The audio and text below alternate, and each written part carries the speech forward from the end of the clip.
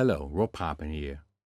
In recent years, there's a big revival of the modular synthesizers in this Eurorack format, but also in this format. Well, this one here is a System-22 from the brand synthesizers.com, and this video is about this synthesizer. Well, I purchased this synthesizer because it's great to explain how subtractive synthesis works, and so I purchased this one for this book. And maybe if you are new to subtractive synthesis or want to dive also into modular synthesizers or Eurorack synthesizers, this book is really giving you a good foundation in understanding how synthesizers works. It's has 4 DVDs in total, and there is an image which is at the end of this book. You can fold it open. And according to this system, I teach how subtractive synthesis works. So if you're new to it or simply are curious how I teach this type of synthesis, well, the booklet is available. And I wish you a lot of fun with the video about this System-22. I took out some cables so that you can see how the System-22 is built up, and how essentially subtractive synthesis and modular synthesizers work. So here we have 1, 2, 3 oscillators. The upper ones I use as oscillator, and the lower one I use as an LFO. So these ones I take in the audio chain. Okay, so let's connect. Here you pick the waveform. I pick a saw wave out, and then the second module you can find in the System-22 is a 4-channel mixer. And here I do have the input number 1, which would be then oscillator 1. I do the same with oscillator 2, saw waveform into input 2. And then I have a noise generator, which I also can connect. I can take a short one. I can select, for instance, a wide output, and this one goes into the input 3. So now I can mix here in this 4-channel mixer. I can mix oscillator 1, 2, 3 and the noise. From there, the oscillators go into the filters, and there is a state variable filter. This one, which has multiple stages: high pass, band pass, notch, and low pass. It's very similar to a Oberheim type of filter. So I have a split cable here. This is split cable. So the output from the mixer, from the oscillators, goes into the signal inputs of this filter. And here's the second filter. It's a transistor ladder filter, which is similar to, or essentially equal to, a Moog ladder filter. So here goes the input. So that's the first connection I made. From there's the output from the filter, and you can see that this Moog filter has the option to select 12 dB or 24 dB. So now I have 2 filters, so these 2 filters need to combine again to go to the amplifier. So I take 2 other cables. I take the output of this filter, and this one is a bit different because the output I can select directly, but I added an additional module which is called a filter mixer, particularly made for this state variable filter. And this filter mixer, you can combine several filter types. So you can combine high pass, band pass, notch, and low pass at the same moment. That's a very interesting thing for sound-wise. So internally, this filter with its several outputs goes to the filter mixer, and this output goes again to a 4-channel mixer here. So I take that as input 1, and the Moog filter output goes into input 2. Now the output of this 4-channel mixer goes then to the amplifier. Here's the amplifier. And when I open the gain now, you already can hear that we have a sound. There's no tuning, nothing at all. So I need to do a bit more connections. So what I do now, you can see we have a MIDI interface. When I click here, we have the gate signal. The gate signal is essentially node on and node off. That is what they call gate. So this gate I put in one of the multipliers, and the multipliers it's down here. When I put in one of them, I can split them out and use this gate for multiple purposes, because now I need to trigger to gate the envelopes. Okay, so here we have the input from the envelope. So this one goes into the gate of the envelope. So once I hit now the keyboard, you see the LED goes on and the envelope is triggered. Now this envelope I use for the volume control, and the output goes to the amp section, control 1. And now you can hear there is volume control. So if I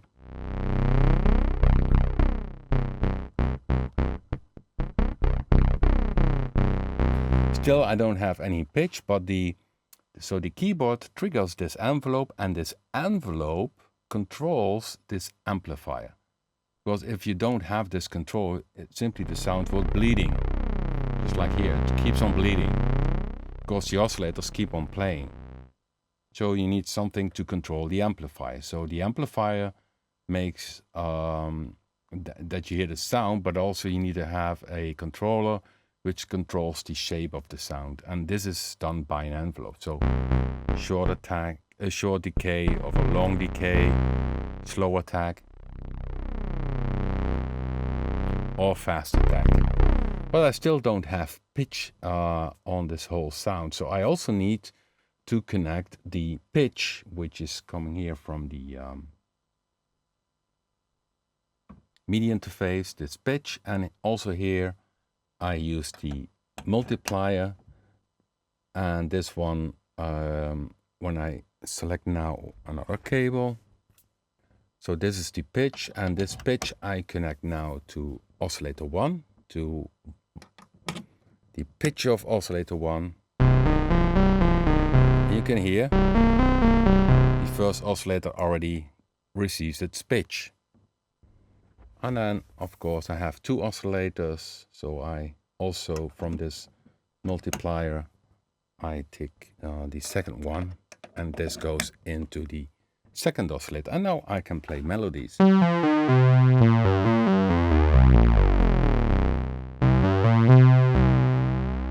So what this shows is that synthesizers, it's all about making connections. And here with this modular type of synthesizers, you see it. So you can really try out things, and you really can see the connections, how all things work.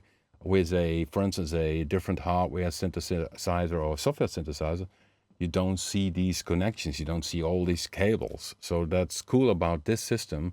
It's very great for learning how synthesis works, because essentially this system you will find in almost all synthesizers, envelopes, filters, the routings, the mixers, all that kind of stuff. So then there is another thing which I did here is the connection. There's also another output here. There's an additional output from the MIDI, which is velocity.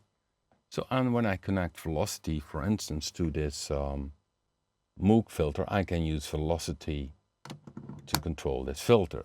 So, okay, now I have 2 oscillators playing. The mixer here is for shut down now the first filter, and you only hear the Moog filter.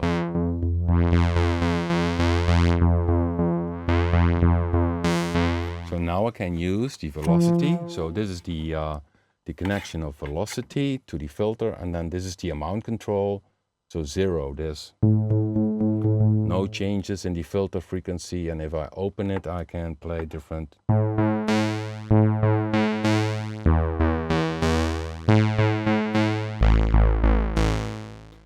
So that's a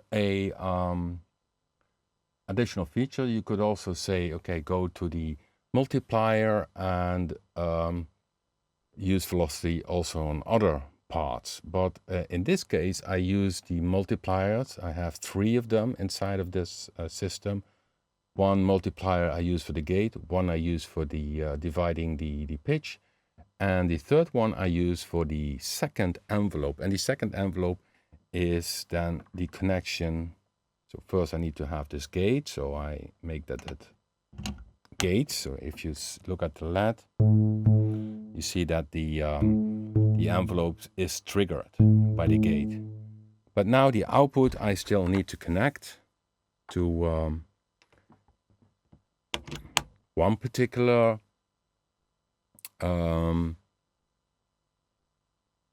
parameter which I like to change. I could say, okay, I want to change the first filter as an envelope, or the second filter as an envelope, or I can say, well, I just go to the multiplier, then I can connect it to the second filter, and also make a connection. Let's take another cable to the second filter, first filter. Okay, so now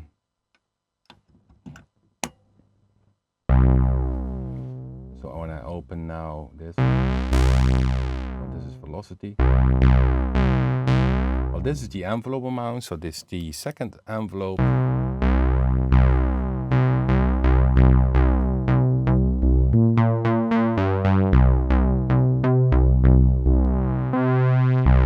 I use now on the filter. Now let's play the other filter. I shut down this one, and then we can hear the other filter. And there you can see we have different outputs.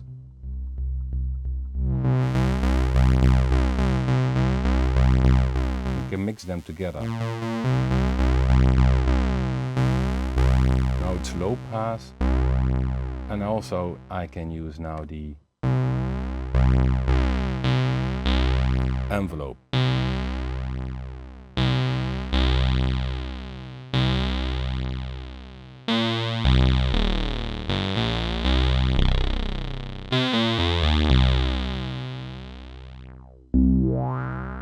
Low pass, notch,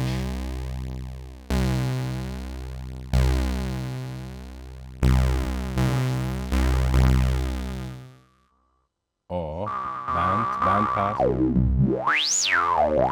resonance,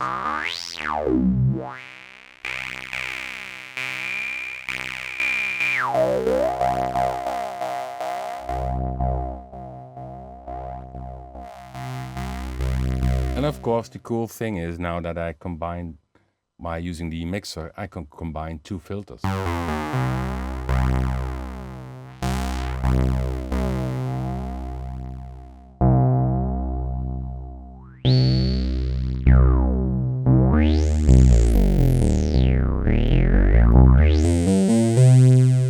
So in general, this is how the audio routing works. Then there is this third oscillator which I use as an LFO. Let's connect it. So it's also set to low instead of the range 32 feet or 16 feet or 8 feet. It's to low frequency. So the output, sinus waveform, for instance, I can use it here on the modulation.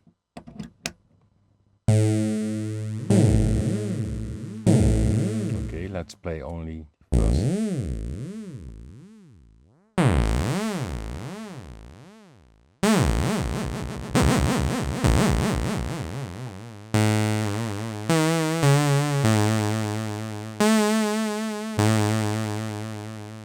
Of course, I can use this also for the pulse width modulation. Let's see.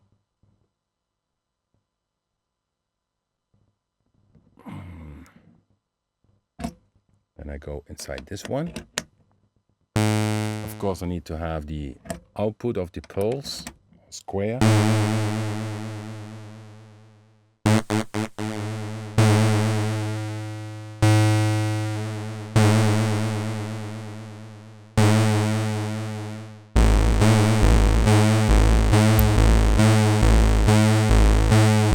You have the pulse width modulation by using the pulse waveform, and I use the third oscillator to make this pulse width modulation. Okay, the third one is noise.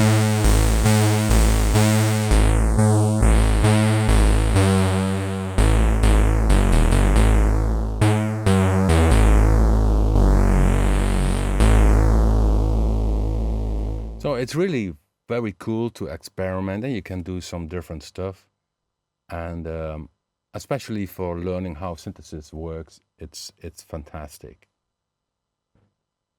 So I remove now the connection to the oscillator direct from this oscillator, which acts now as a low frequency oscillator, as an LFO, and we have here a module which is called Distributor, and this is also very equal to the multiplier, only each output has then a different amount control. So you go in with one modulator, in this case it's the oscillator, and from there I can go, for instance, back again to this pulse width modulation.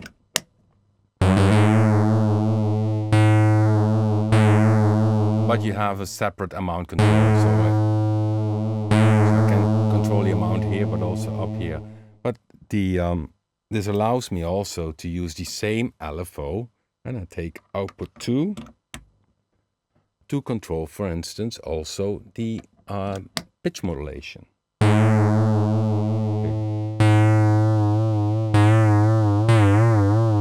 So I can combine both.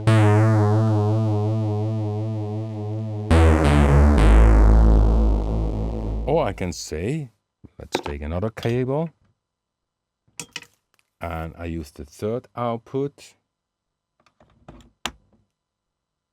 for doing maybe a kind of modulation on the filter. Okay.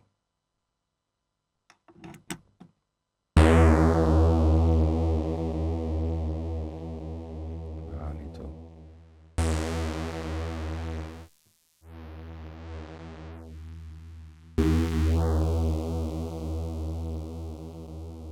Of course, I need to open it.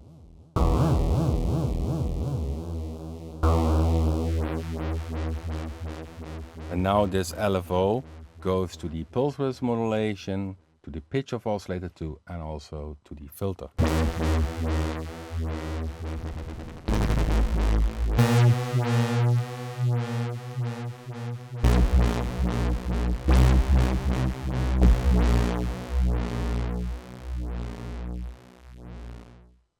Okay, so this is the distributor inside of this module.